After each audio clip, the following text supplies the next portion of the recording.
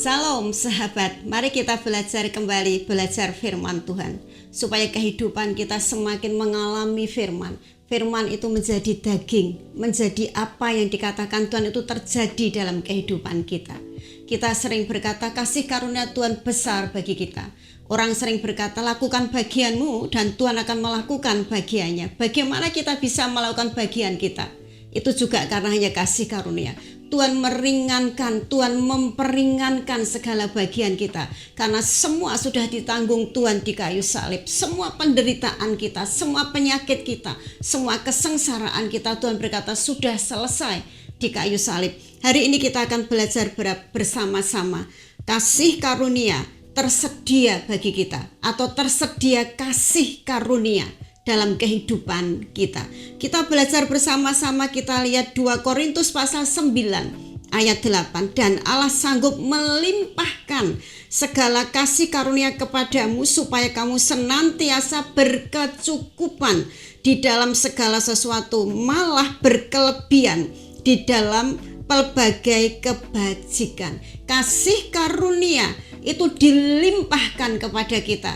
Lebih daripada cukup, dikatakan di sini segala kasih karunia kepadamu supaya kamu senantiasa berkecukupan dalam segala sesuatu, bahkan berkelimpahan dalam segala kebajikan. Mari kita belajar hari ini. Tuhan berkata berkecukupan, bahkan berkelimpahan, berkelebihan dalam segala sesuatu. Catat di sini segala sesuatu berarti semuanya, dalam segala hal.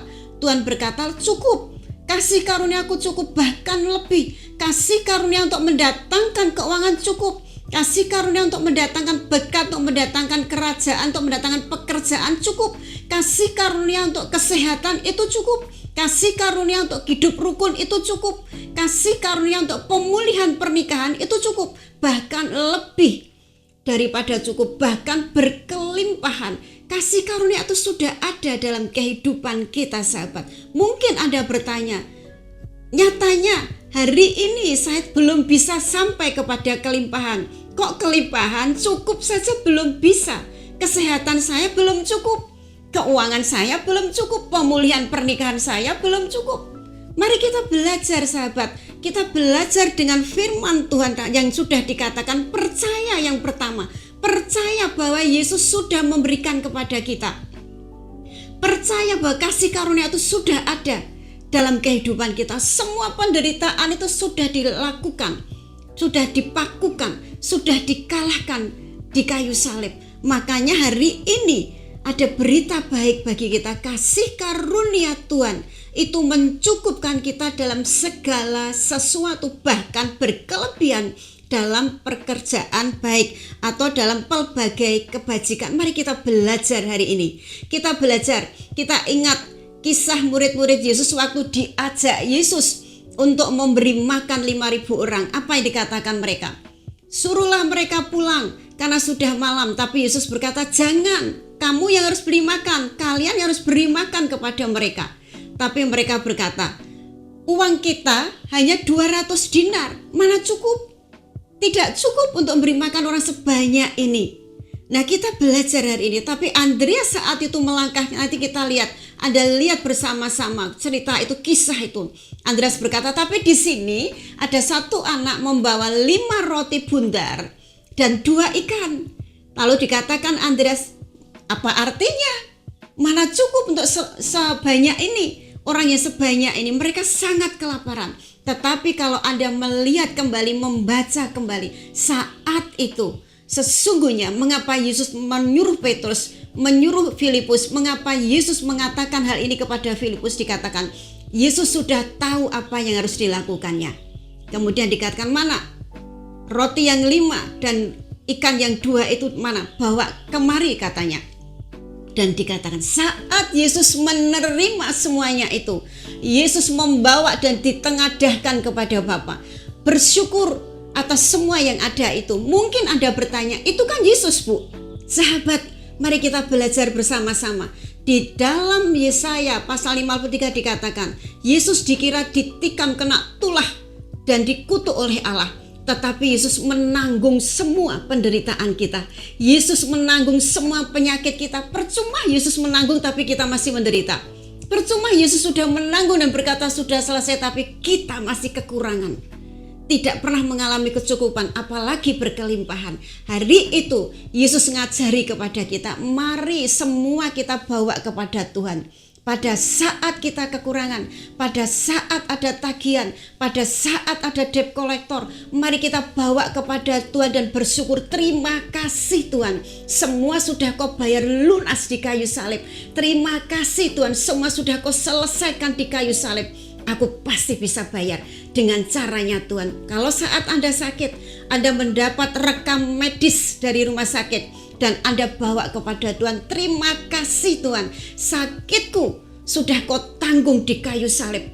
Selesai, engkau sudah dicambuk dan bilur-bilurmu itu sudah menyembuhkan sakitku. Sehingga apalah artinya laporan dari dokter, apalah artinya hidup kekurangan, apalah artinya kemiskinan di antara kelimpahan, kemiskinan, sakit, penyakit yang tidak sembuh-sembuh di antara kelimpahan kasih karunia.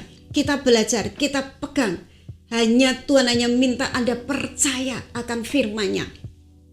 Di dalam 1 Korintus 15 ayat 10 dikatakan, tetapi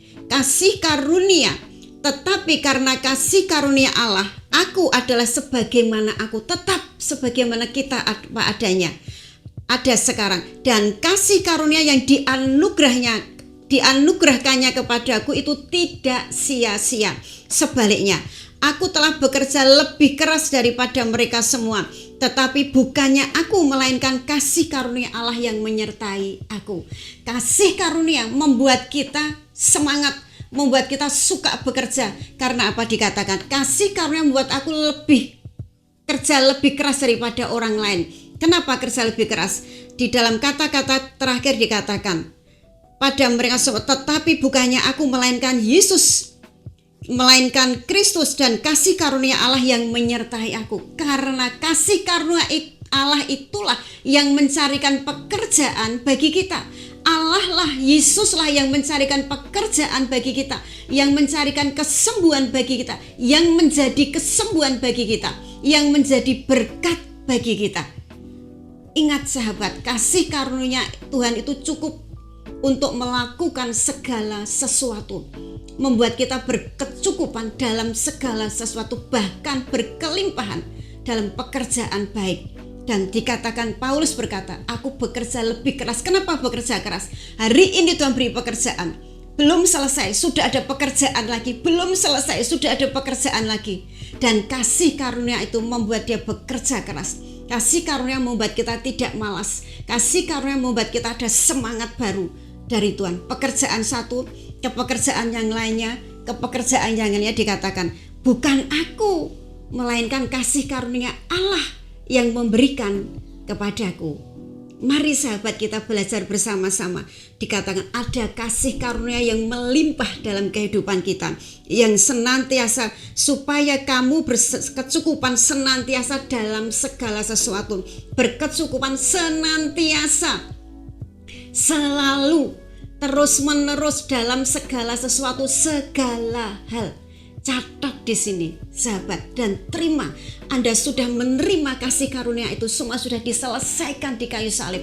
Dan Tuhan berkata, semua untuk kesembuhanmu. Sembuh tidak hanya sakit fisik, tapi sakit kantong kita. Sembuh bukan hanya sakit fisik, bukan sakit kantong, tetapi pekerjaan kita, pemulihan dalam keluarga kita. Sembuh pertengkaran dalam keluarga Anda. Sembuh pemulihan dalam pernikahan Anda. Semuanya Tuhan selesaikan dan itu ada dalam kehidupan kita. Kasih karunia. Dan siapa kasih karunia? Dalam Yohanes pasal 1 ayat 14, kasih karunia adalah Yesus sendiri. Dan Yesus ada dalam kehidupan kita. Kasih karunia itu ada dalam kehidupan kita. Mari kita mengejar kasih karunia dan tidak usah dikejar. Kasih karunia itu sudah ada di dalam kita. Yohanes pasal 1 ayat 1 dikatakan, pada mulanya adalah firman, dan firman itu ada dalam kehidupan kita, dan firman itu adalah Allah sendiri. Ayat 14 dikatakan, kasih karunia dan kebenaran itu ada dalam kehidupan kita. Kasih karunia dan kebenaran itu satu kata. Jadi kasih karunia sama dengan kebenaran. Dan itu menjadi manusia, yaitu Yesus. Kasih karunia, kebenaran, itu adalah Yesus dan ada dalam kehidupan kita lebih daripada cukup.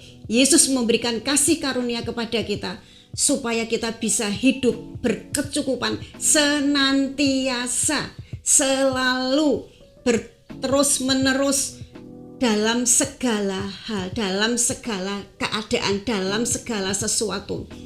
Kelimpahan kesehatan, kelimpahan pekerjaan, kelimpahan keuangan, kelimpahan kerukunan, pemulihan pernikahan, itu sudah disediakan oleh kasih karunia yang ada dalam kehidupan kita.